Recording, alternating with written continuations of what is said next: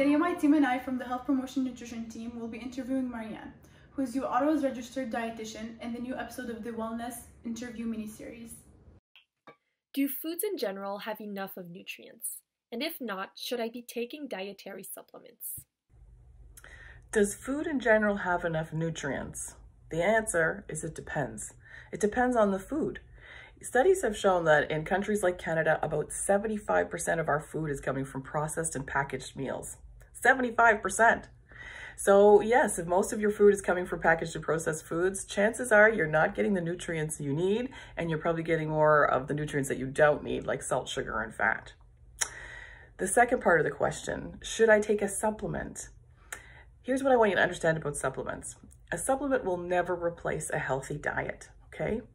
There are two things that plants give us that we will never get in a vitamin. One is fiber.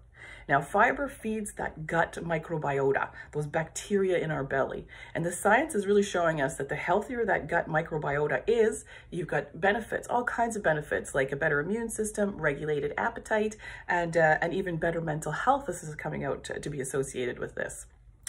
The other thing that you're going to find in plants are phytochemicals and antioxidants, and these prevent cancer and promote health. So the question is can you use some of that money and energy that you were going to use for a supplement to explore new snack ideas, new meal ideas, so that you're actually building a lifestyle and habits that are going to pay off for your whole life? Do vitamin D supplements offer any benefits during the winter? If so, what dosage and via which foods would you recommend?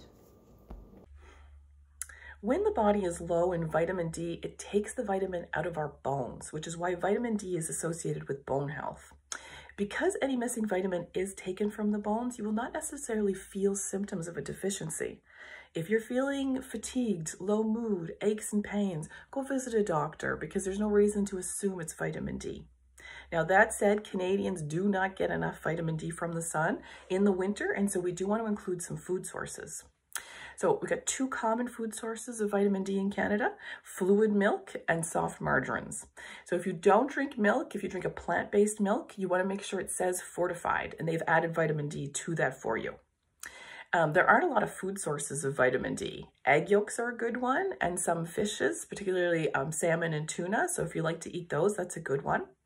But if you don't consume any milk, if you don't consume a fortified plant-based milk either, then it is a good idea to think about a vitamin D supplement. And what they recommend is 400 IU, international units, of vitamin D3. And that is what most of them are on your shelves in the pharmacy, but you want to make sure it says that, vitamin D3.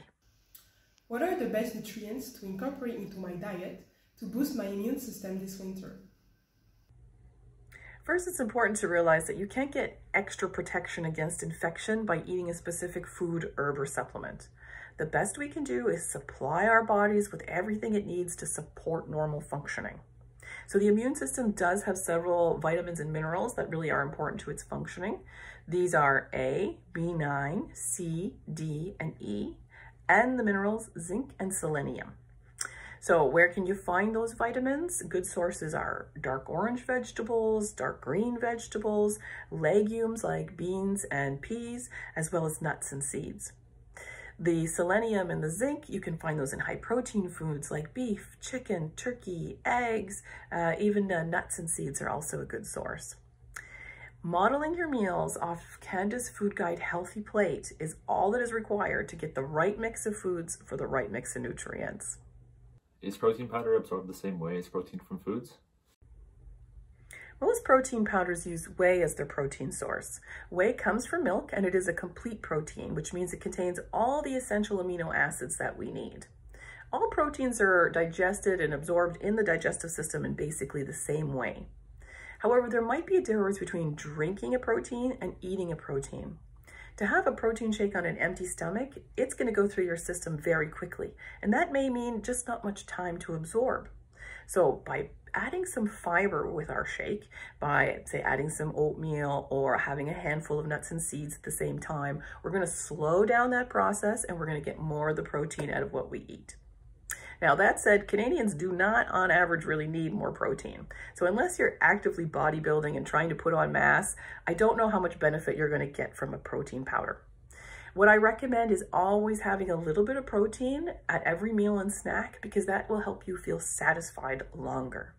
So if you think more about redirecting again that time and energy from protein powders to real food and habits that last, now you're on a path that's going to keep paying off for you for the rest of your life. If you have any questions, you can reach out to Marianne at mmoffat@uottawa.ca. Thanks for watching.